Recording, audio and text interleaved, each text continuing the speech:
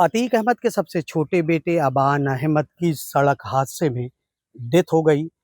प्रयागराज से वो झांसी अपने बड़े भाई अली से झांसी जेल गया था। वहीं पे तेज रफ्तार कार कहा जा रहा है कि डिवाइडर से टकराई और सड़क हादसे में उसके दोस्त और अबान अहमद की डेथ हो गई। हम जहाँ पर खड़े हैं, ये अतीक अहमद के परिवार की कब्रें यहाँ पर सुपुर्द कब्रें हैं, जहाँ पर अतीक के परिवार के लोगों को डेथ होने के बाद सुपुर्द खाक किया जाता है। मेरे अगर कैमरे में देखेंगे तो कुल 5 कब्रें नज़र आ रही है। आगे की 2 कब्र जो है अशरफ और अतीक की है, जिसमें से जब उनकी हत्या हुई थी तो उन दोनों का यहीं इसी कब्रिस्तान में सुपुर्द खाक किया गया था।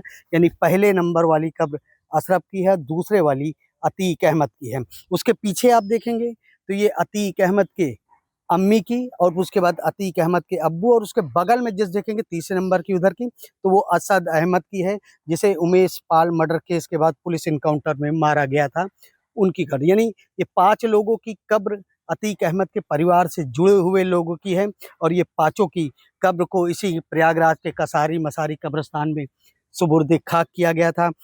आपको बता दें, अतीक अहमद के परिवार के अधिकतर लोग या तो जेल में हैं या तो उनकी डेथ हो गई।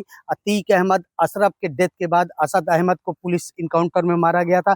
अब अतीक अहमद के सबसे छोटे बेटे जिनका नाम अबान है, उनकी सड़क हादसे में डेथ हुई है। ऐसे में जो उनके जानने वाले हैं उनको में शोक लहर है, और ये कहा जा रहा है कि अबान अहमद ने हाल ही में अभी 12th पास किया था और उसकी पढ़ने में काफ़ी रुचि रहती थी, लेकिन उसकी सड़क हादसे में डेथ के बाद अब उनके जानने वालों में थोड़ा-सा शोक है, संवेदना है।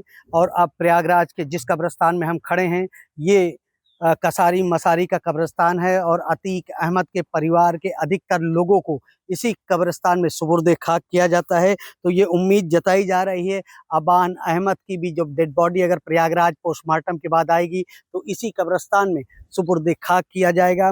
आपको बता दें, प्रयागराज से अबान अहमद अपने भाई अली से झांसी की जेल में मिलने गया था। उसी दौरान जब ये झांसी में जाते वक्त कहा जा रहा है कि जब आया तो उसकी तेज रफ्तार गाड़ी डिवाइडर से टकरा गई, जिसमें उसकी डेथ हो गई। उसके एक दोस्त की भी डेथ हो गई।